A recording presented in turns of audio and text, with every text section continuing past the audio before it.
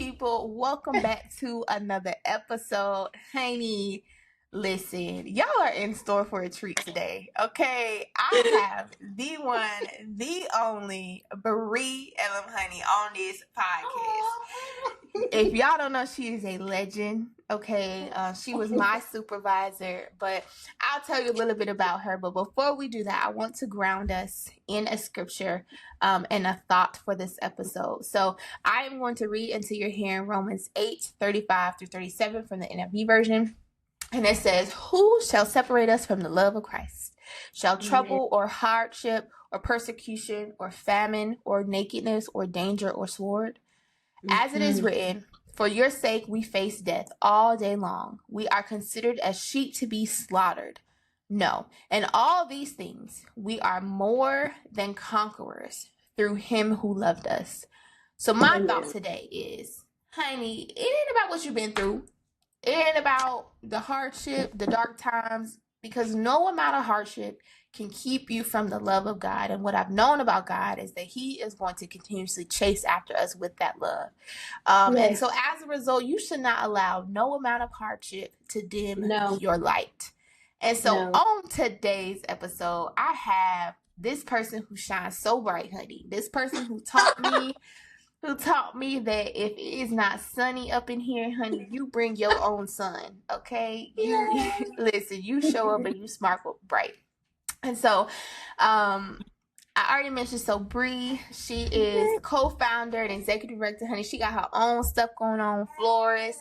She is an author, honey. God has calling her to do more, calling out her to do more entrepreneurial things. If you are anywhere in the field of higher ed, you know that she is an absolute legend. She has awards and accolades like that could probably fill up 5 pages. She is a fierce warrior of diversity, equity, and inclusion, and women's rights and women's justice. And as her Instagram profile says, baby, she's dipped in chocolate. She's bronzed in elegance. And she is toasted with grace. So welcome to the podcast, Bri. I love you so much. I love you, Miyah, Arielle. Honey, for those that do not know, when I was in North Carolina, Bri did not start off as my supervisor. I was going through some rough times with NC State. I feel like everybody I talked to just had trauma at NC State. NC State is a great institution, it really is, but professionally, we was just going through a time and season in our life. But I prayed, and Bri eventually became my supervisor. When I tell you, she unlocked so much greatness and magicalness inside of me. And it was really the first time I was able to authentically be able to be myself. I was able to give permission to be friends with my supervisor. Like, I ain't never felt that before. Friends.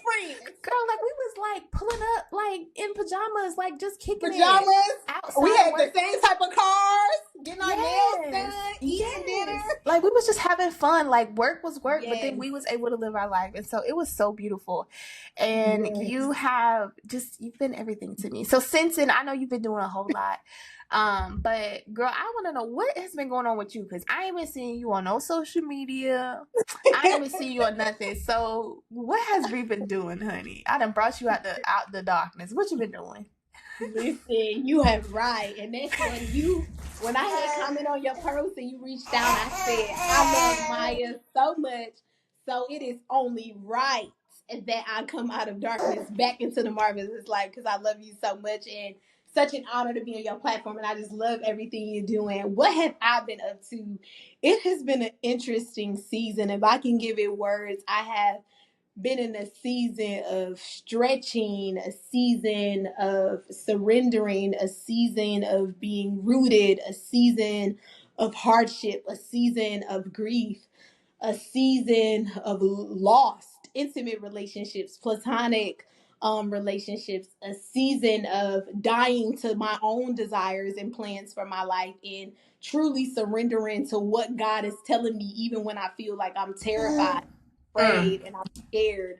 So I feel like I've just been in a season of where I have still been blooming, but my bloom has been more private than it has been public. Because of everything that I have been going through. So I have been learning to really figure out how do I love on this new version of me, knowing that I'm grieving deaths, multiple deaths. Yeah. Went through so many deaths for an entire year straight of losing 2 family members every Wow. month, and then losing my uncle who was like my dad, and losing who I would call the Fab Five, losing 3 of them a month apart. So what I've been up to is really trying to learn how to love myself, because this is the new Bri, right? Like, this is a part of me at grieving and all of that. I have allowed myself to do the opposite of what I would do. I didn't push to be on my platform flourish, even though it's a platform for healing and self-love and it's rooted in vulnerability. I didn't push myself to show up and be honest about my testimony in that space, because I had never experienced that amount of loss to that magnitude. Yeah. So I felt like I don't even know how to talk to them about it when I haven't even talked to myself about it, because all I'm doing is crying and still processing. So that's a little bit of what Girl. I have been up to. Girl. Just out here trying to survive life. Hold on now. Listen. That is so deaths every month. That is heavy. That is very, very heavy. I also too had experienced a large death in my family. Grandma Sue, she passed away, and I was in my I was in my 3rd trimester. And so when I got the call, at first initially the call came with, hey, she's in the hospital. And I'm like, okay. And then we got the call like, okay, we think she has a week to live. And I'm like, whew, okay. Very next day, went to a prayer breakfast. All the families getting flown out to come there. I had to sit with the reality that I'm in my 3rd trimester. I am not cleared to fly. I cannot come. I have to stay here. And then also I felt like I couldn't grieve because I didn't want to cause stress on the baby. So I was just like, I was numb. I was just going through the motion. And then, so what was supposed to give us a week to process, they called me the next day while I was or I think it was a day and a half, while I was at a prayer breakfast, and told me my grandma passed away. And so I feel you on, I know, Nyla, girl, that was not cute, huh? And so I feel you on that. And so I can't even imagine losing somebody every month. I just lost, my grandma. So how did you, like, what was your immediate, like, reaction? And then how have you gotten to a place where you're able to talk about it? Because my throat still gets shaky when I talk about it, because I don't think I fully grieved it yet. But how have you been dealing with that grief? I think it was hard because it wasn't until so it started that May, and then circling back, I lost my grandfather. I started losing people in May, but then I lost him that following January, my great uncle. And I think one of the challenges is that, and this is not a positive coping strategy, I know I sometimes have a negative behavior if I just push through things and I keep going. So I feel like from May, June, July, August, September, October, November, December, I pushed through. Like, I probably took off only 2 days of work. And it wasn't until when I lost him, now it was like all of the grief at once, and not taking extended leave and time off. I was able to be out of the office for 3 weeks. And I think his death really, really like shocked me. I think there's a piece of me, right, that was grateful, but then there was a piece of me that found myself angry and upset, because I know that I did get to have conversations when leading up to his death that some people prayed that they would have had with their loved ones.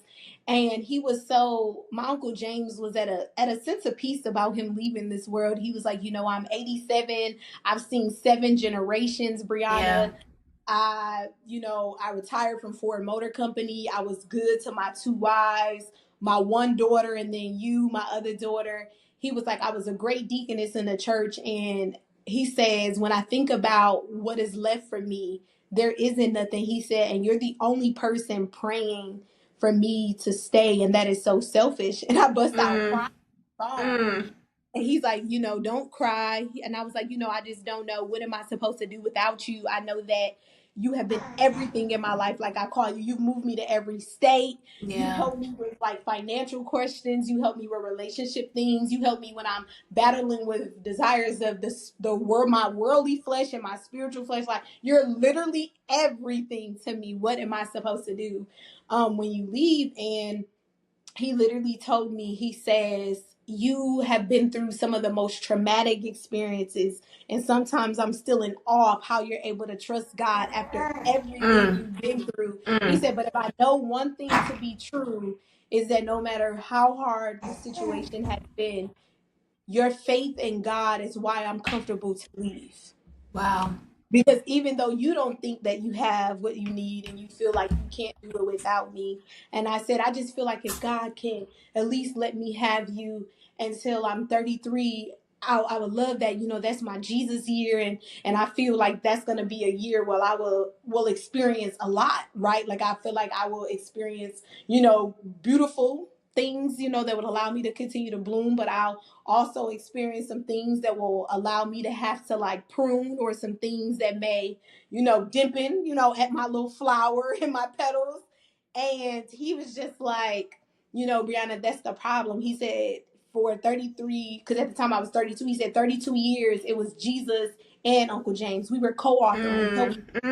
You called on us. And he said, and when Come you head on. into your Jesus year, it can no longer be me. That's why I have to go, because it's only Wow. you and Jesus. So that's why I Wow. have to go. And he was like, happy early birthday. I'm telling you, I won't be here in March. And I Wow. cried because he wasn't. He Wow. passed 2 days. I think it was like maybe 2 days after his birthday.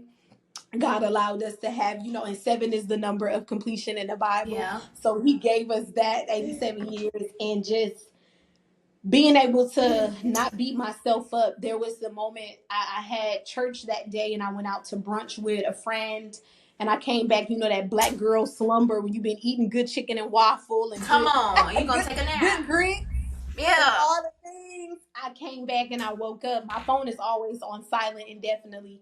So I only know when someone reaches out if my phone is physically in front of me. And I wake up and I have like 27 text messages from our family.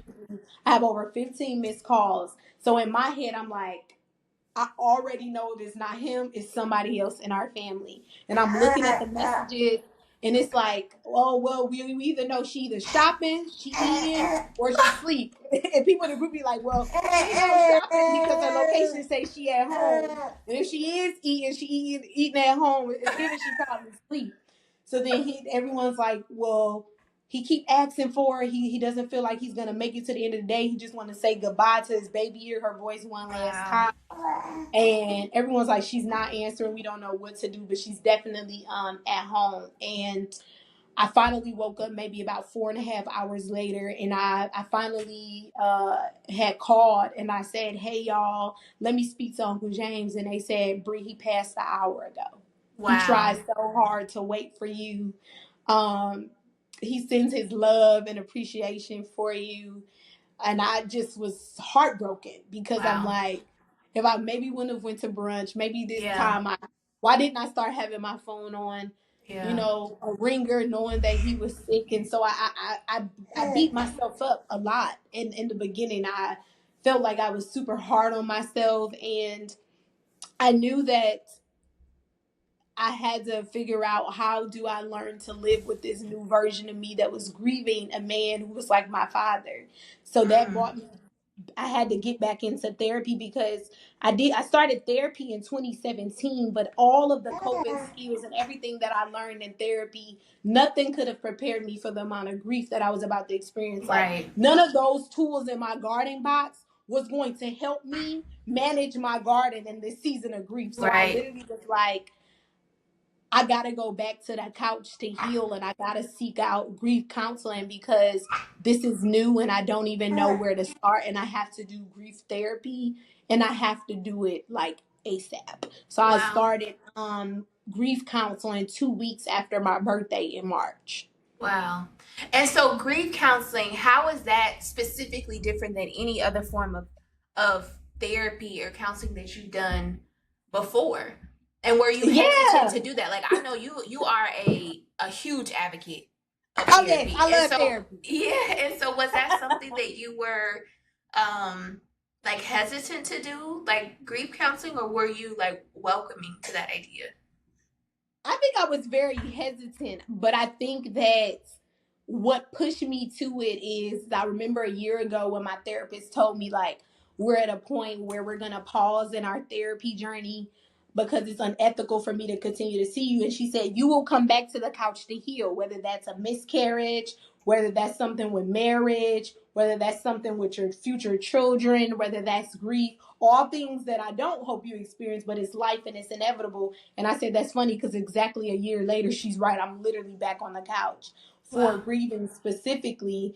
And I think what I love about grief counseling is right, like there's no amount of words that someone can tell you for them to come back. But I knew that I had to do grief counseling because I was literally breaking down every day crying. Like I Mm. literally was driving to work in tears, in my office in tears, in between meeting in tears, like working out in the gym in tears, like Yeah. a memory, a song, a scent, a smile, like anything could just trigger me into missing him. So then I was just like, I literally don't have control of my emotions, like, and I Right. need to figure out how do I regain control. And I, the thing that grief counseling helped me truly understand is that I felt like I was trying to push myself to get over the grief and keep pushing myself and to go back to the old me. I'm like, I just want to be Bri before all the grieving. Right. And I Right. think the difference about grief counseling is really teaching me how do I learn to live with the new hole that is inside of me. Come on. Yes, Nyla. With come on, Nyla is Nyla, going yes. all funny. Nyla's like, yes, amen. Yes.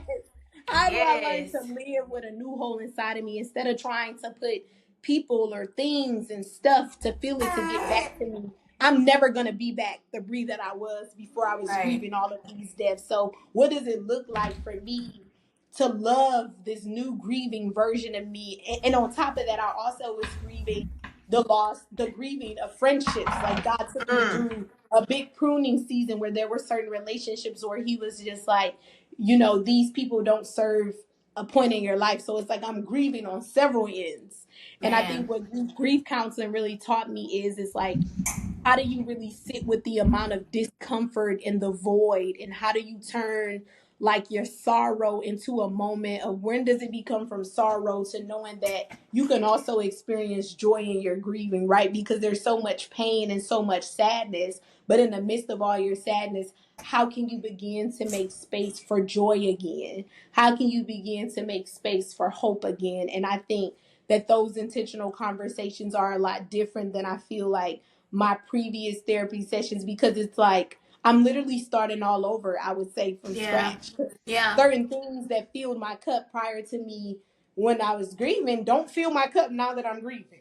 Like Yeah. I can do those activities and stuff and I still feel like a sense of void or I don't necessarily feel connected to the activity that once brought me excitement. So really teaching me a depth layer of exploring, a depth layer of pulling back, but coupled with my grief is also allowing myself to fall apart. I think that's been the difference. Mm. Allowing Mm. myself to not focus on trying to get back to being magical, trying to get Right. back to being this beautiful flower that's full of light, but honoring that that I'm a flower that still has light, but I'm a flower going through a season of darkness, and it's okay to sit in that messy dirt and not Yeah. push myself to the magic. Right. Right. Oh, girl, you said so much there. And I resonate with so much of that because I do feel like so many people they stay in the grieving process for so long. Yes. And it's because they are trying to get back to where they are. I mean, I even feel that with motherhood. Like, Yes. that old Miyah, honey, she gone. I don't know her no more. We don't do those fun things no more. And I didn't realize it, but I didn't realize that you could also grieve. When I thought of grief, I thought of losing a person. But I Yes. didn't know that you could grieve expectations. I didn't know you could grieve relationships. I didn't like living relationships. There's so many other parts of grief that I think came with the intersection of me being pregnant, going through Yes. motherhood, and losing Grandma Sue. Yes. Because and Yes. then navigating postpartum. And so I think you said it perfectly. That you just have this new you that you're gonna have to get to know and you're gonna have to explore that. So what have you come to learn about the new you post grieving? Like, what does that look like? I think that I've learned to understand that in this season my level of what I can hold for others have also changed. That's different. I knew people said it would change, like when I become a wife and a mother, I may not be able to pour or give as much to, mentees or my job or siblings and all of the friends and things. And I was like, no, not me. That's at the core of who I am. I feel like I'm gonna always do that even when I'm a wife and a mother. And I think that one of the most beautiful things is that grief has taught me is that in this season, I have spent so much of my 32 years, 33 years of watering everyone else's garden around mine, Yeah. that oftentimes, even though I'm rooted in self-love and self-care, there has never been a time where I've took off the full attention of others and only tended to my own garden. So grief has taught me that I can't hold space for others who are experiencing denial and anger and acceptance and depression and all of the things that grief may bring up for you. I can't hold those spaces in an intentional way how I did before, because I'm still learning what does it mean to hold those things for Bri. Yeah. So I think the greatest thing that it has taught me is that it's okay for me to understand that I'm in a season of like shock, right? Like I have moments where I'm ebbing and flowing out of sadness. Grief for me is that whenever I'm stressed, like I don't run towards food. I'm the opposite. I don't eat. Like all of these things. So the person who's checking in, making sure everyone else is eating and managing their own anxiety and managing their own sadness and joy and all the things, grief taught me is that I can't tend to no one garden in this season intentionally and in depth until I tend to my own garden. So grief has taught me what does it mean to nurture Bri and nurture all parts of Bri. Magical Bri, which I'm good at managing the magical parts of Bri, but how about with this moment of grief, let's learn to manage and let's learn to love and hold the messy parts of Bri without Yeah. pushing her back to magic. Yeah. That's good. So noted. I need to make sure that you're eating. Noted. I will put a note in my phone. Text Bree to make sure she have food today. Noted. Yes. So with this grieving process, I feel like in hearing others' testimonies, I find that this is a time where they're either like super, super close with God or they've like lost hope in God. So how has the season of grieving, the season of loss, the season of just navigating the darkness, how has that impacted your relationship with God? Oh man, y'all can see the tears. They about to come. I didn't mean to make you cry. No, you fine. I think it wasn't until I started doing grief counseling that I didn't realize more than one way I have spent so much of my 20s grieving. Right? Like grieving, but it wasn't until my 30s that I was thinking physically of family, but so much of what I've been through, I have been grieving. So, Yes. I'm a survivor of sexual assault and grieving access to my body and parts of me being taken advantage of, and grieving, jobs or situations that I was excited about, grieving relationships Yeah. and people who I thought would be honest and trustworthy and truthful. So I think, and I kind of said this to you earlier when we was catching up, is that I felt like I was wondering, I said, I feel like I've had some seasons where I've been like a David, right? I feel Yeah. like, I can compare myself to all these people. I feel like I've had lots of Esther seasons of being called for a time and such as this. Yeah. But then when I look at this season, I really do feel like I'm in a season of Job, and when I can think about all that I have lost over these last few years, all of the ways that I have been hurt, all of the ways that I have experienced heartache and pain and hardship, it made me think of Job's story because he lost all of Yeah. his cattle, he lost his Everything. wife, he lost it all. Everything. He His lost it all. kids. His kids. For no reason. That's No the thing to get me reason. every time. No reason. For no reason. So when I think about everything that I've been through, most people would never believe in him again. Yeah, they wouldn't. But when I think about everything that he has, what I would like to call a testimony, it is in my most darkest seasons and moments where I never understood what he was doing, how he was doing it. I didn't know almost 15 years ago that I would have to experience sexual assault because one day I would be a director of a women's center that would Come have to on. help women Come through on. it. So something that may have seemed painful and that I had to grieve in one season was a season for me to heal and hold space for women and men who experience interpersonal violence, in a season Yeah. of having to go through intimate relationships with dishonesty and trusting people, only realize to make me trust myself and to understand that my sense of discernment are never wrong about Yeah. people and situations, and trusting Come and on, Bri. honoring those. And even in the losing of my uncles, I think I shared when he's catching up too, is that I have something called the Fab Five. And after Yeah. losing my Uncle James, I then lost two more uncles in a month apart. That's a part of the Fab Five. And then one has prostate cancer and another one is not doing so well. So on my head, I'm like, God, so all five gonna be done? Like, ain't none of them gonna be here on my wedding day? This is wild. But I think even in all of that, I go back to my season of Job, and my faith is so strong because in his word he said, yet though they slay me, Come on. I will trust him. And Yes. baby, I have been slain left, right, front, So have. side to side. But in all of that, whenever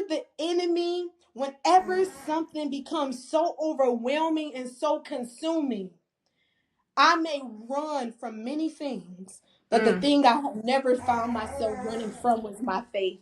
I get on my knees and I feel like the enemy, he does me a favor every time because the enemy knocks me down in the perfect position to pray. Yeah. Come To on. put me on my knees to pray. Come on. So even when I don't have sometimes the words or I don't know what to say, I know that his scriptures are prayers in itself. So I'll call out scriptures. I'll decree and declare against the enemy's assignment over my life because it's like, yet though you slay me, I'm still going to wake up and serve him. Yeah. Come on. Even though everything in my life is falling apart, I'm still going to serve in ministry at church. Yeah. Even though you're going to take every man in my life that means the world to me, I'm still going to show up and hold spaces in my job for Black males around healing and empowerment and moving forward. So I will say what keeps me grounded is I don't know a life without him. Yeah. Come on. Everything that I've been through, I don't know a life without him. And I feel like I hurt deeply knowing him.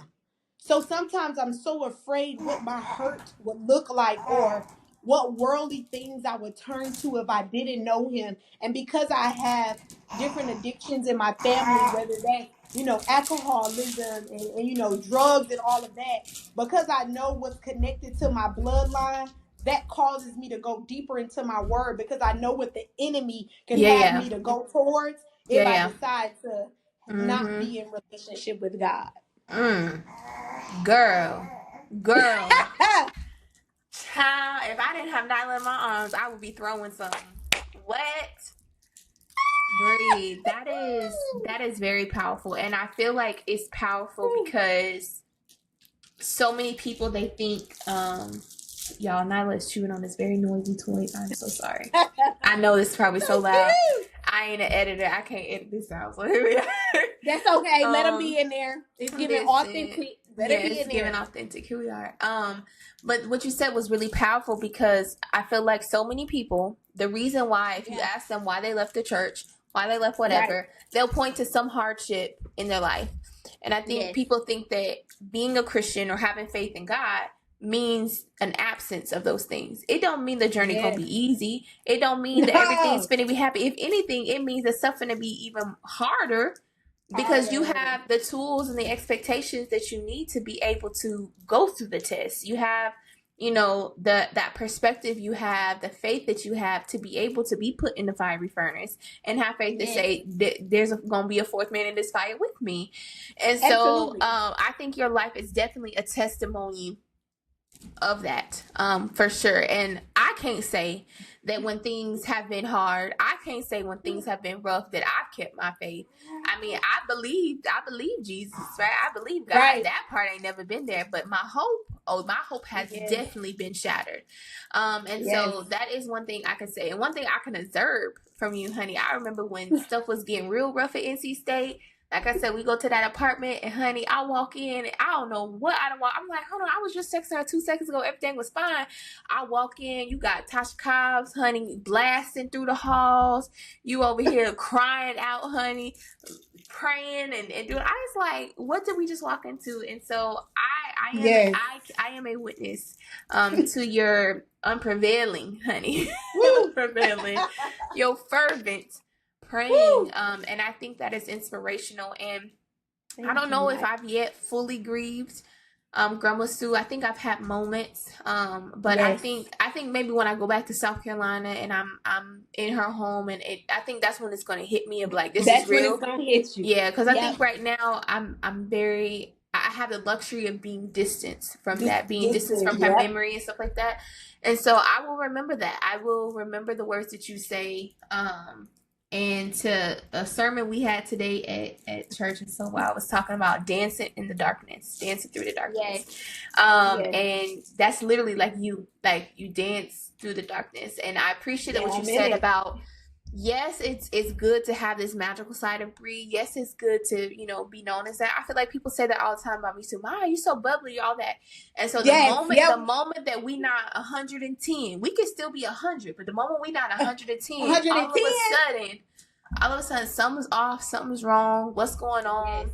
Yeah. You know, and so the fact that you in this season are giving yourself grace, and I would say even embracing you being at that 100 or getting to that 100 and not having the pressure to be the 110, I think that's admirable. Like, genuinely, going through the process. Uncomfortable, but girl, I can only imagine.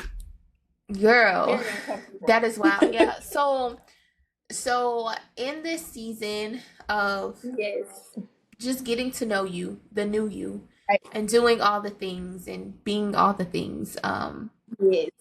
What are you asking God for now? Like, what are you believing Him for currently? Or is it just a season of just getting to know Him deeper? Like, what does your prayer look like with God right now? What's your prayer look like?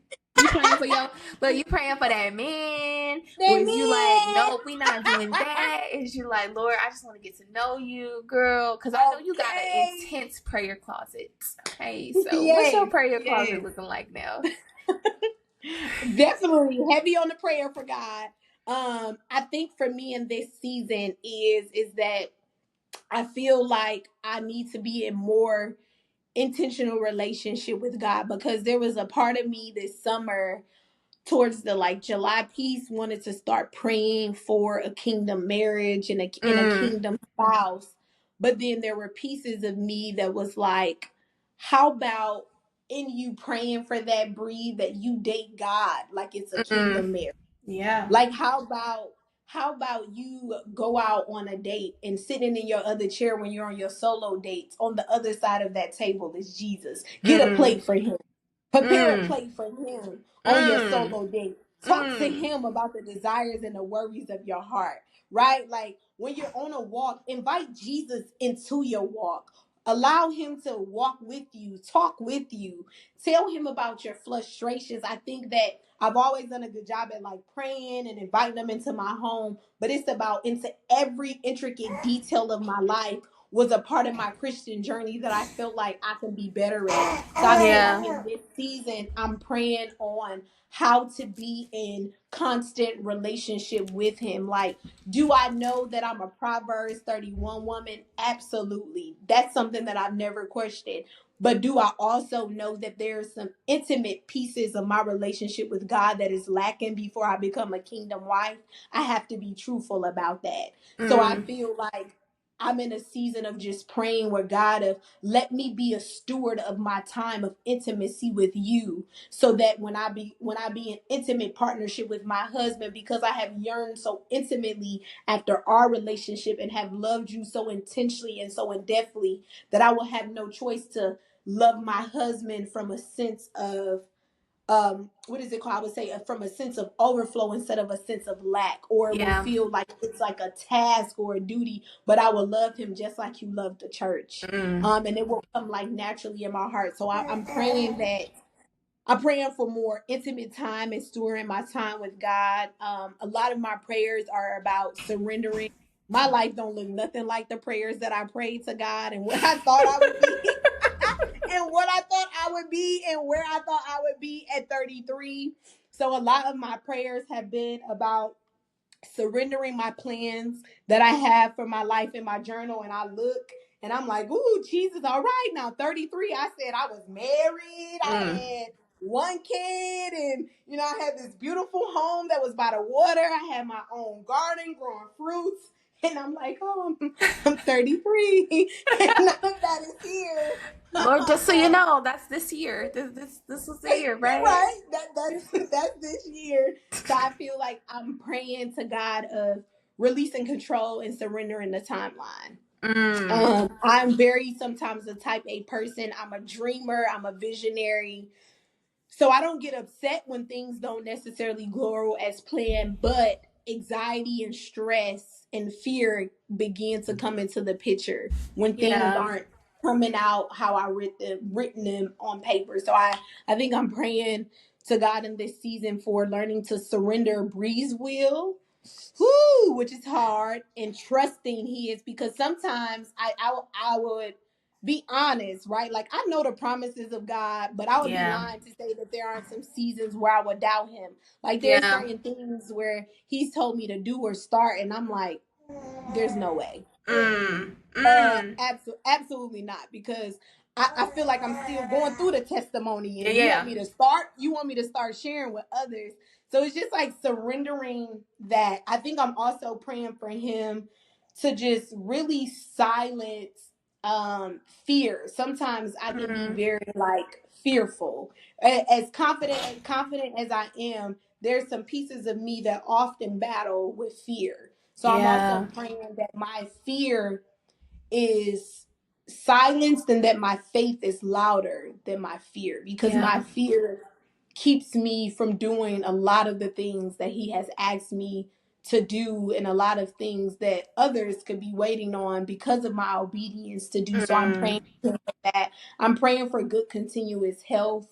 That's something that I'm constantly in prayer for, praying to be healed from narcolepsy and having a sleeping disorder. Because I know he, healed the woman with the issue of blood. So I know that he can heal me, where that will no longer be a part of my testimony. Oops, excuse me. Ooh, child.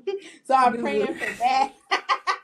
Praying for that in this season, and hoping that he'll do that. And I'm praying that in this season that he will deal with all the matters of my heart. As I'm saying, being in the season of preparing one day to be, a girlfriend, a fiance, and a wife, I'm also praying that he allows me to steward my single season in one of the greatest, unique ways that he ever has. Because Paul talks about singleness as a gift, and it's one of the most special times. So I'm praying that he allows me to act on my singleness, like the ways that I have loved myself, cared for myself, and how I'm looking at my single season as a moment of joy and a moment of overflow, and not necessarily from a place of lack or a place of disappointment or a place of lack of understanding as to why I'm in a single season. So I'm praying that I do something with me honoring my single season, and in what ways will God have me do that. And praying for peace, that's a constant daily thing as I'm grieving, just praying for peace for my mind, and my heart. And I did a fast a while back, maybe June, where I did a covenant breaking fast, where I wanted to break Okay. covenants for any of the men that I have slept with outside of, being married. I ain't gonna lie and be like, I'm perfect, y'all. Girl, it's okay. My husband, I slept without a covenant. We fixed it. We fixed it. Amen, Lord. So that's something, sexual temptation. Of course, whenever I was dating somebody or in a relationship with them, that was always the part of my Christian journey where the enemy really could tempt me. And I was aware of that, but I also knew because of that, I had formed some covenants with men that I was in relationships with, and I needed to break those so that they would not be connected to my bloodline of my husband and my future children in my womb. And that was such a powerful fast that I did. So I'm praying that as I continue on this journey, that God gives me the strength to really honor me trying not to be tempted by sexual pleasures and sexual desires. That's like my prayer daily. Girl, I feel that. And let me tell you, I feel like at the church, we don't talk about that enough. We really don't. Like, we act like it's so easy to be out here. No. And I will also say, too, as a person similar to you who experienced sexual trauma, like, yes, you almost even tempted even worse, because it's like I had things awakening in my body that I didn't even ask for. I didn't ask for this. And so now I feel like the church oftentimes punishes people because it's like, you have to be, there's this purity gospel, you have to do this, you have to do that, and if you don't do this, you're going to hell, you don't do this. But we don't take into consideration the traumas that people might have had that have now awoken something up in them. And then because as a church, it's easy for us to not deal with it. We're not we're not equipping people with the tools that we actually need. I mean, there's a variety of things in which people might be dealing with a lot of these temptations, a lot of these things that's happening, but we also have to understand that a lot of it is not voluntary. It's not voluntary. And I remember like sitting like in church when I was younger, and they was talking about that, and I was just like, okay, Lord, so I know I'm feeling these things in my body, and I don't necessarily want these things, but I still have to deal with this. So what do I do? And so I didn't feel like I could come to the church because I felt like they would judge me. They would label me as like a promiscuous girl, as whatever. Absolutely. And that was not my story at all. I'm like, I literally got like sexually assaulted, and these are the things that's coming up. Like, I want to be pure. And I vividly remember too journaling.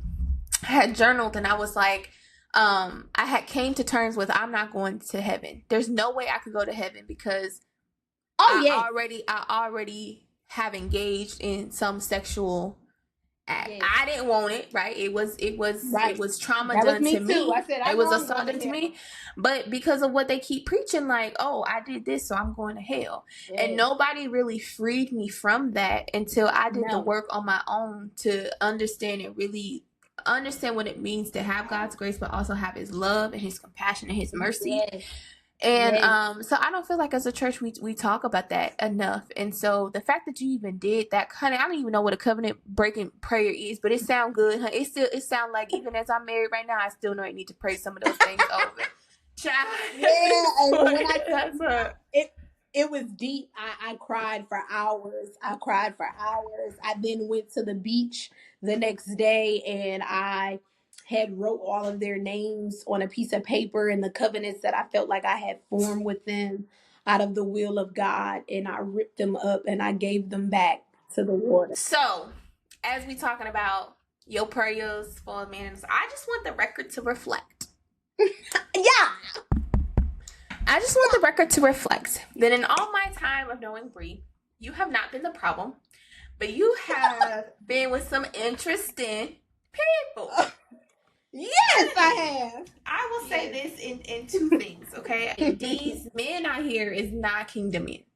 And I will say one, just in my circle, and I know this is not everybody's story, so please, men, don't come for me, okay?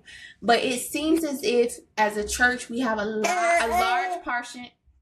We have a large portion of women who pray to be kingdom women, who are doing all the things, who are doing the preparation to single season. But I don't know if, in my observation, if I've seen men do the same. So as a result, we end up with a whole bunch of goofy stories that I feel like you've been telling me, girl. One, I will ask, in your grieving, have you also grieved or had a change of expectation of what your husband looks like? Or do you feel like that's been the same? It's just been a matter of being patient and waiting for your kingdom in? I think some pieces of it have changed, and I think at the core some things have remained the same. Like, one of the biggest things for me is having a man of God, but not just saying that you know God, because many people know him, but are you in relationship with him? Can you cover me in prayer when we're battling things? Like, are you going to be able to be my intercessor? Can you pray over me when I don't have the words to give myself? Can you quote scripture when my heart don't have no scripture to give? So I think always wanting a man who not only knows God, but you can see God through his fruits is something that has never changed for me. It's something that I've always really desired and really wanted. I think some pieces for me that I wouldn't necessarily say have changed, but it has really allowed me to look at, right, like there was definitely someone that I dated for like 7 months, and no longer dating them at this moment. There were some pieces about that individual. They were really amazing to me. They really did have a generous heart. They were really a caring individual, and I feel like on my list of what I desired or what I hoped for in a person, like I never prayed for someone to have a kind heart, because I feel like there's a theme in all of my dating experiences. I felt like if the man would have had a kind heart, then they would have done the things that they did to me. Because when you have a kind heart, I feel like you be mindful of how you may show up outside of your partner and in your relationship, how those things may impact them. And when you go back to the core of your heart being rooted in kindness, it wouldn't allow you to hurt me intentionally in the ways I feel like men in the past that I've dated have. So I feel like the thing that I have added because of my experiences is I never prayed for a man who had a kind heart. And now that is a part of my prayer of like, God, I want a man with a kind heart. That is something that I desire and want to have. You fine, go ahead. I know you got the baby.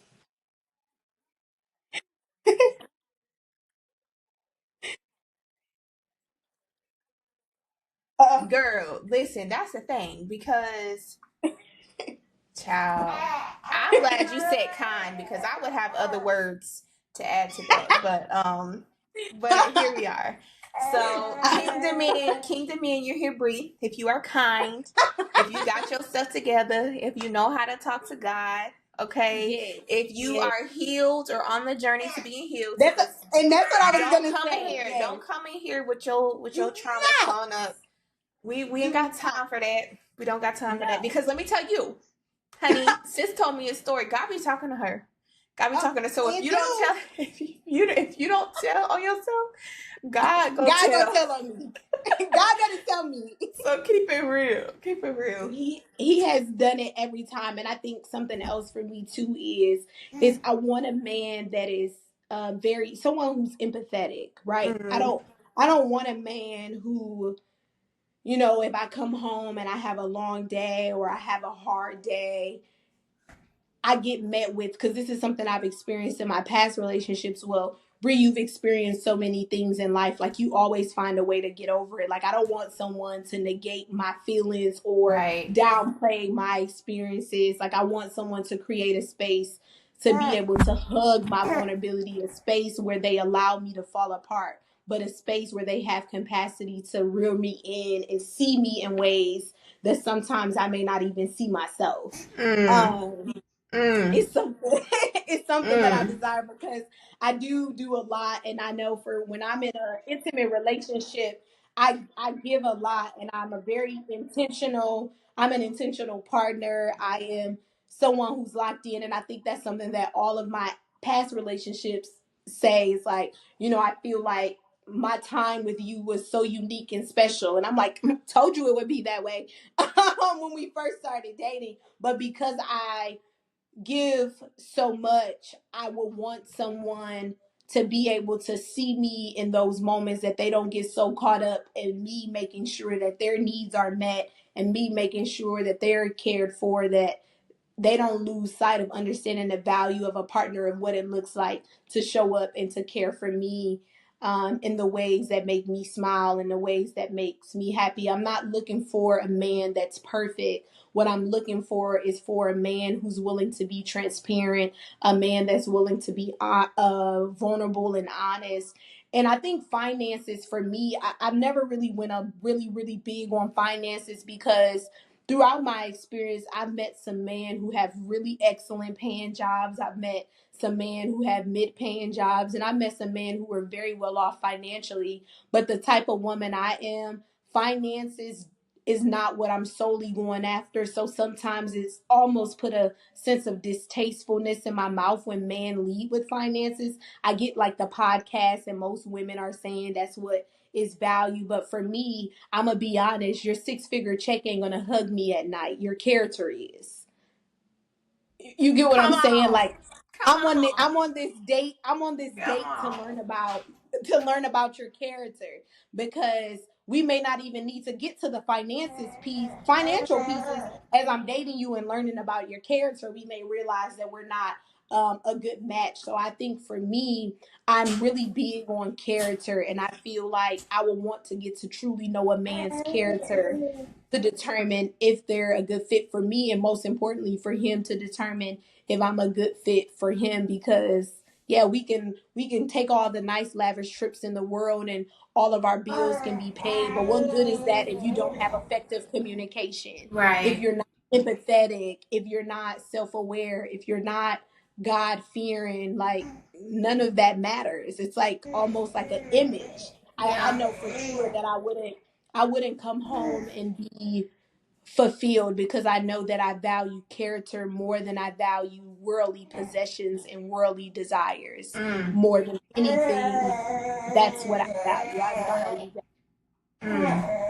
Nyla says she valued that too. That's right, baby girl. Some man show you his paycheck, honey. You be like, it's a no for me. I get my own bag. It's a no. So I don't know what these men. I don't know where the godly man at, and I don't know what they're praying on. Yeah, but they gotta get it together. Yeah. They gotta get it together, cause yeah. But all right, B. Well, I could talk to you, honey, for 50 million hours, but clearly Nyla has other plans. Okay. So friends, this is the journey of podcasting with a baby now. As Bri said, I am, just accepting the new normal. Yes. And the people who rock with it, they're gonna be here. The people who don't, honey, there's 50 million other podcasts there for you where there ain't a crying baby. So you have fun and will be. Well, there you have it. I told you it was going to be some good stuff up in here. I hope that you are encouraged to just continue to recognize that you are a more than conqueror, that no matter what season of darkness you're in, that you are a flower that can still bloom, honey, that you need to dance in the darkness, and that you know that God is still with you, okay? And so you're going to get through it. You're going to get through it. Don't let no amount of hardships in your life, and be in community with people. Because when you are able to do that, you are able to be you, shine bright, and stay holy. And if that ain't possible, baby, take that up with God. Take it up with God. Period. Yes. Nyla, you ain't got nothing to say now? You've been talking all episode. You don't want to say that? You want to say that?